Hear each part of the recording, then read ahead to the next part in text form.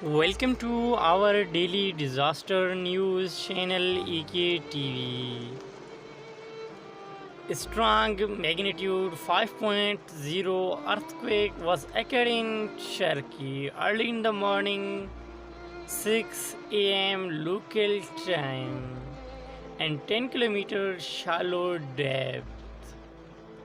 US Geological Survey report this quake with magnitude 4.8, and German Research Center for Geosciences also report this quake with magnitude 4.4. The exact magnitude, epicenter and depth might be revised in next few hours or minutes.